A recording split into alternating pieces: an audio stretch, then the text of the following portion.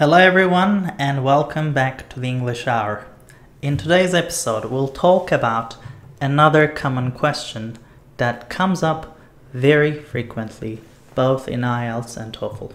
And it's talking about a website that you use regularly. So in this talk we will be talking about websites that we frequently use. We'll be talking about various purposes and various types of websites, and we'll also talk about the frequency with which we use these websites. So I'll first start with some of my personal favorites, preferences, and then John Berg will take the floor. So, well, I guess this year I've used YouTube a lot. So in the past, I guess I wasn't very much into YouTube, but it has become a great source for learning. In the past, YouTube was more about cat videos and funny things. It wasn't, I mean, to me, it wasn't very instructional. For an age bracket, it is still about cat videos. That's true. So, but YouTube has grown to be an enormous repertoire of instructional videos and tutorials. So I use YouTube a lot to learn about various topics, ranging from computers to modern languages. And YouTube has become a platform for me to share my message. Like in the past year, I started a YouTube channel to offer instructional videos on learning English. Like I provide approaches and practical solutions to students on how to improve their reading, writing, listening, and speaking skills. I also offer short practical videos on different aspects such as pronunciation or idea development in writing an essay. So these videos so far have reached more than I think 2.5 million views. And as of today, the subscriber count is more than 60,000. That's congratulations, yeah. That's pretty cool. Unbelievable, yeah. That's pretty cool. Like when I started, I didn't really expect anything. Like, okay, I knew I would reach a certain audience who was interested or who is interested in academic English or advanced English, but I did not expect so much demand. So YouTube has become a part of my life because I try to post regularly. And part of YouTube journey is also related to the English Hour because we produce these episodes. We publish them both in iTunes and on YouTube so that people can listen to them wherever they want. We just don't want to limit people's consumption habits because some people like to listen on a podcast app, but while others prefer a more traditional channel such as YouTube. So YouTube has become a very popular destination for me. I guess another popular destination is, as always, Google, because since I'm someone who likes learning, I find myself using Google more often because there are so many things to learn, and I simply Google it when I don't know how to do something. When I'm curious about something, I turn to Uncle Google. Like the rest of the world. Yes, ask a lot of questions, some of them stupid, some of them more academic, some of them are about daily issues. I use these two websites very frequently, and some people know it, but I guess most people don't realize it. YouTube is also owned by Google, so I guess most of my online life is centered around the Google ecosystem. Yeah, I mean, we use email clients, but they are also part of our online existence. That's true. So you're using Gmail, I'm using Gmail. We're basically Google slaves at this point. Right. They know everything about us, basically. Exactly. So these are the sites that I use frequently. Well, for me, there are practical reasons to be online, to have fun, to learn something, to shop, which we usually do. It's like it's more online than now in the real world, and it's like I am seeing this in myself and some other people. The language that we use to talk about online versus the real physical world is changing dramatically. What do you mean? It's like, what I mean is, I am almost tempted to say at this point, I shop more online than offline. It's like I wanna describe the real world as offline almost, because it's like so much of our work and our learning and everything is in online environments. It's like it's another world within a world, and when you go out, you simply don't have the same level of access, the same level of speed, to information, to products, to services. You just don't. You have to like walk to Migros to get like tomatoes or something. You can use Getir to, That's whatever. true. It's like, I don't want to throw brand names around here. But it's like, okay, so for shopping, what I do is N11 and Hepsi Burada. Like That's two true. giants of online retail in Turkey. Yeah. And for learning, I'm taking to Udemy lately. I have found that there are many useful courses on Udemy. Sure. I brushed off Udemy actually before. Like I had a brush up with Udemy, and then I saw the website and I saw what was on offer, and I said, okay, well, there are courses here. Okay, great. But there are so many other places I can get the same kind of information and knowledge, and I would rather use them than Udemy. But then I realized that there are certain things about Udemy that is like really, really useful. So I'm kind of, taking to using it more often lately. What makes it more attractive? Okay, one thing, the user interface is very, very clean, and it is more modern than some of its competitors, like the Great Courses, for example. Great Courses is the website that I think started it all. It's like this online education, thing started out with the Great Courses, as far as I understand. And it's not really that online either. I mean, there are videos, okay, fine, but there is not a lot of interaction going on. I think one of the main players is Lynda.com. Lynda is a huge player, but definitely. LinkedIn bought them. Lynda bought what? LinkedIn bought Lynda.com. LinkedIn bought Lynda. Okay. And then Microsoft bought LinkedIn. Yeah, it's like one fish, swallowing another, and then another one coming as well. Well, basically, like there are also university options. Like there's edX, there's like MIT, Coursera. Openware, like courseware and stuff like that, Coursera. There are a lot of options, but I like Udemy. Prices are very respectable, very inexpensive, reasonable, very reasonable for the content that you're getting. That's what I mean, because there are certain things that you're going to pay a huge premium for because it's very valuable. And if you realize like, okay, I'm locked in, like this is the purchase, it's a very well-informed purchase, then you can go ahead and splurge all you want. But for like general learning, you don't want to be like, there's a cap on how much money you want to spend on learning something that you can be learning from different sources. The only advantage is it's a more structured when you're learning. It's like there's a chronology, there's like a list of things to do, and then somebody's taking your hand and like taking you through something. So basically, Udemy for shopping, as I said, Hepsi Burada and N11. And for my news, I typically go to the BBC.com and also Washington Post. One represents, it's actually polar opposites in terms of how they approach news. It's like the BBC is extremely streamlined, extremely simple language. We want you to just know about the objective truth or something like that. If there is any such thing. If there is any such thing. And the BBC is the epitome of simplicity and like, I would even say like grace and eloquence. For me, like it's in terms of language, and you can tell that I'm talking about language here rather than news quality or editorial policy. Yeah. Because editorial policy is a completely different story. It's a whole different can of worms. But the BBC in terms of language is so pleasant. Like whenever I want to get an opinion, whenever I want to get a perspective, I look at the BBC because it's clear. They give you, okay, this is what happened. This person died, or this person was born, this happened, this attack took place, something like that.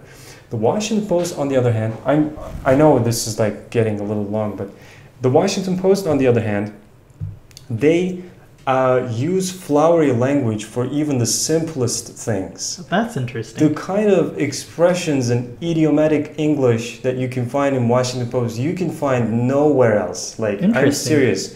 If you go to the New York Times, they are in between the BBC and Washington. In my experience, they don't have that incredibly thick, like viscous language that the Washington Post has. That's interesting. It's like it's more approachable. But the Washington Post, you can be just reading something, and every paragraph or every two paragraphs, you come across something that you have to feel the urge to Google. Like, what does this mean? So every paragraph is a journey in learning. Exactly. And you know what? Merriam-Webster is extremely popular in the U.S. I mean, it's an American dictionary. It is. And like whenever there's a big story that the Washington Post breaks, there's a word on the Merriam-Webster webpage that like skyrockets, searches for that word skyrockets like 10,000% because of a Washington Post article, because nobody knew about that word. Well, maybe a lot of people did, but they never used it in like 6 years. And then they go, okay, but what's that word? And then they start. That's interesting. Yeah. Well, honestly, I've kept away from the news for a while, because the thing is, it's great to read the news, to feel informed, to keep informed about the developments in the world. But whenever I read the news, I feel that nothing has changed. Like, I always feel like I'm reading a recycled form of a former article.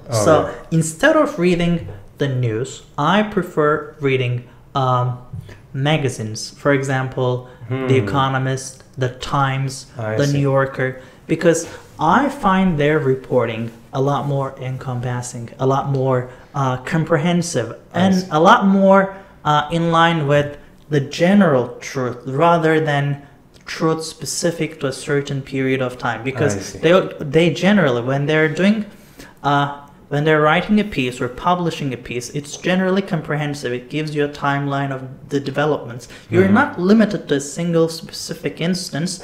And because when you're limited to a single specific instance or news story, that might really change your perspective, not in the way you want. I see what you mean. When I have the backstory, when I have the background or the historical timeline of a certain event, for example,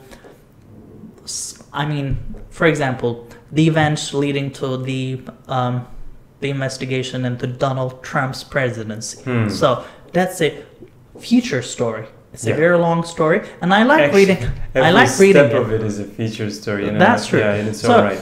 I also feel this in the Turkish media. For example, like when I'm driving, when I listen to the radio, I always hear the same news. Like there is nothing news about news. It's okay, the markets went up or down. Okay, the president gave a talk. Okay, the president gives a talk every day. Okay, it becomes very repetitive, and I'm like, okay, I should listen to something that has a lot more informational content. That's a better use of my time. So instead of listening to the news or reading the news, I prefer long form articles on general topics, like the topics that can help my life. And one website that I use very frequently is it's also an app. It's called Pocket. Pocket, yeah. Pocket is a service, an app that millions of people around the world use. So millions of people use Pocket to store articles that they want to read later. Yeah. So when millions of people store articles, the company is able to analyze the most popular articles, the most popular stories that you're not likely to find on your own. So Pocket gives me great recommendations. And basically those stories are being curated to all of the subscribers. Like there's a main page, and then you can... you can simply add them to your queue, to your list. So Pocket is pretty great. Yeah, it's I also use Pocket a lot. So as I said, I do a lot of research on Google. So when I find something interesting, and if I don't have time to read it at that moment, generally I don't have time to read it at that moment. Exactly. I simply send it to Pocket, like save it for later. So, and then whenever I have some downtime, I can simply download all the list in a readable, great format, because Pocket also pays a lot of attention to typography and readability. It's simply readability is another brand, actually. That's true. So Pocket simply simplifies the text, gets rid of all the ads and Reformats formatting, the page, reformats the text only. So Yeah. you have a beautiful, clear reading experience. You can sync it across your devices. Exactly. It's beautiful. So It's I pretty use cool, yeah. I use that too. I use Pocket a lot. Yeah. Instead of regular websites. Mhm. Pocket also sends daily or weekly recommendation lists from the millions of articles that it collects. It's also very useful. I read that list regularly rather than the news stories. Yeah. You know And- what? If we had sponsors, this would have been a great paid promotion for Pocket. That's true. That's There's true. a lot of Well, the positives. thing is, if you produce a great product, then basically your You're gonna have users, a lot of people. your users say are your best praises, best promoters. Like I'm talking as a brand ambassador. Like I'm not a Exactly. brand ambassador, but the way I talk about Pocket is the way a brand ambassador would talk about Pocket. So it's very useful. And another thing, it's not necessarily a website. It's also a website. So like these came to my mind when you talk about your experience, because like at the very beginning when we talk about websites, the two that came to my mind were like Google and YouTube, but Yeah. there is more to the internet than these two giants. So Yeah, that's right. another one is Stitcher.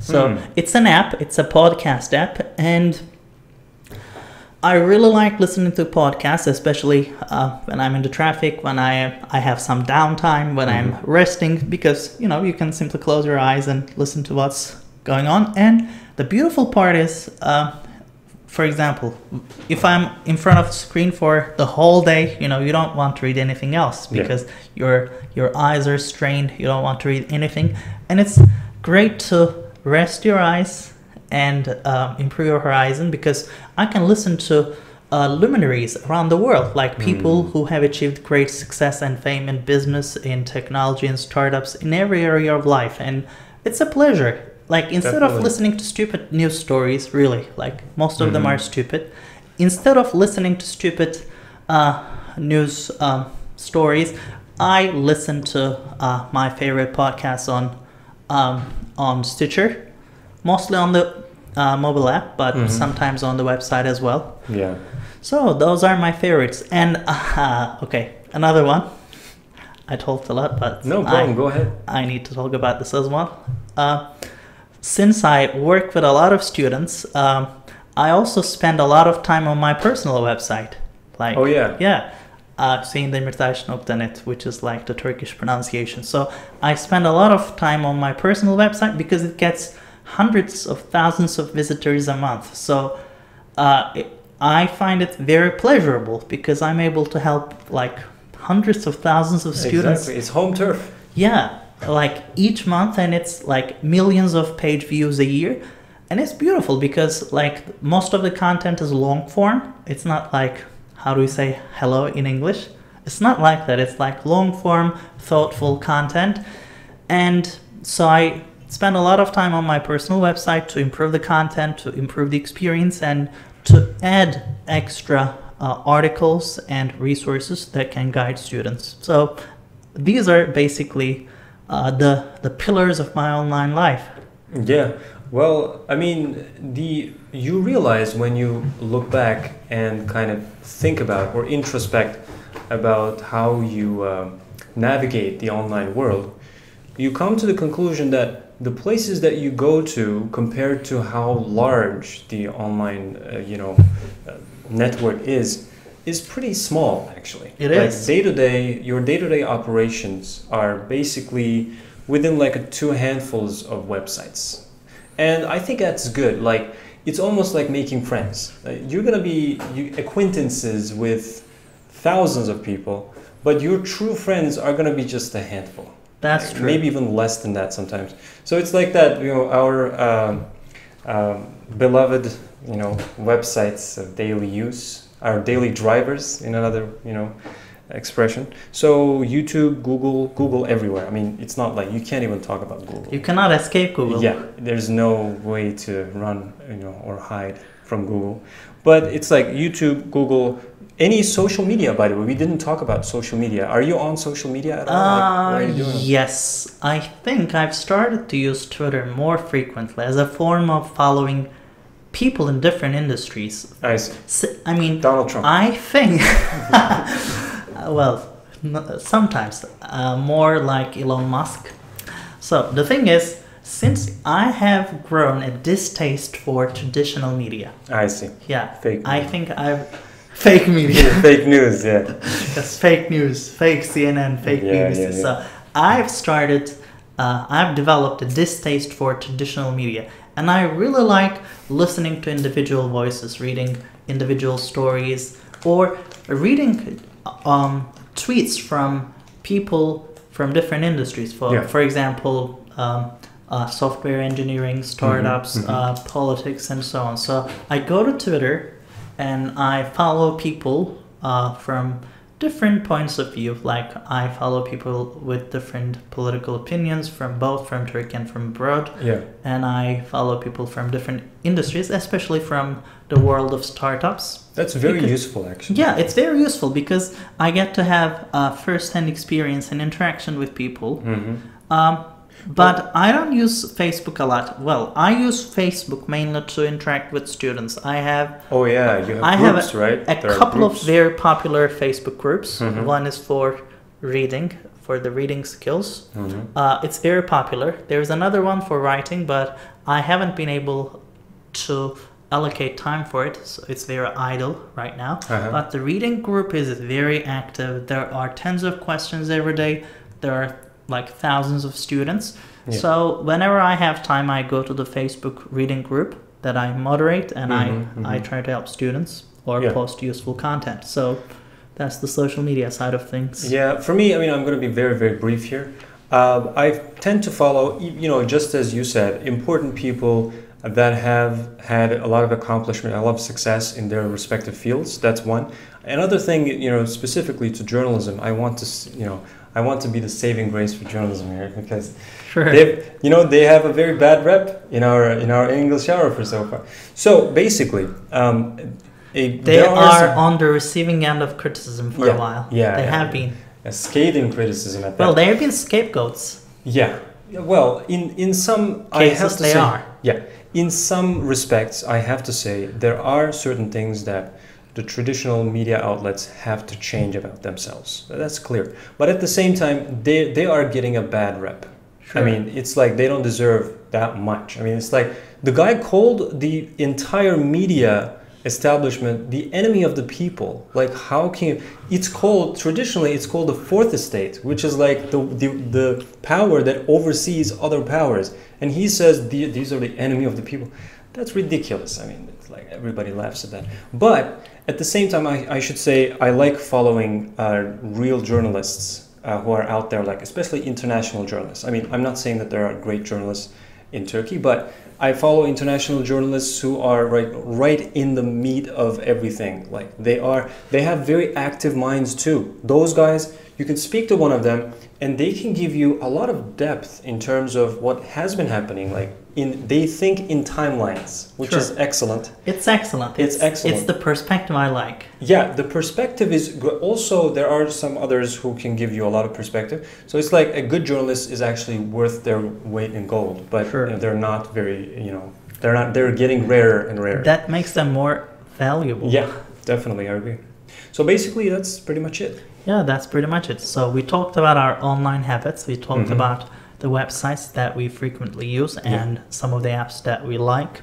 So that's basically a wrap up, and you can also share your favorite tools and websites.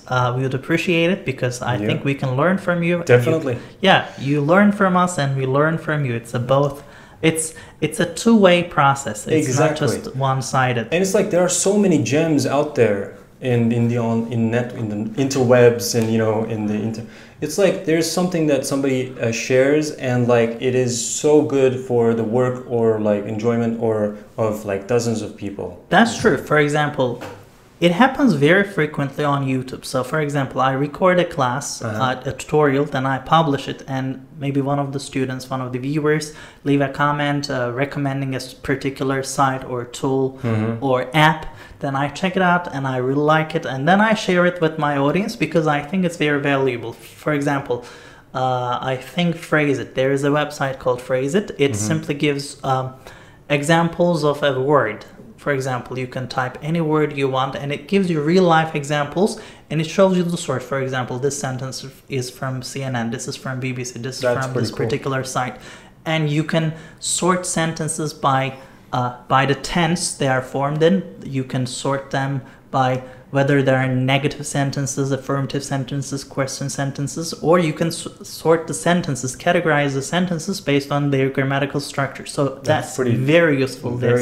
So I really liked it, and it was recommended to me by one of my viewers, and I shared it with the whole channel, with my audience, and everyone liked it. So if you have an app, a website, or something that you'd like to share that you think is valuable, might benefit a lot of people, please do share it in the comments, because we read the comments and the other listeners read the comments, and it might benefit everyone. So that's it for now. All right, bye-bye. Bye-bye.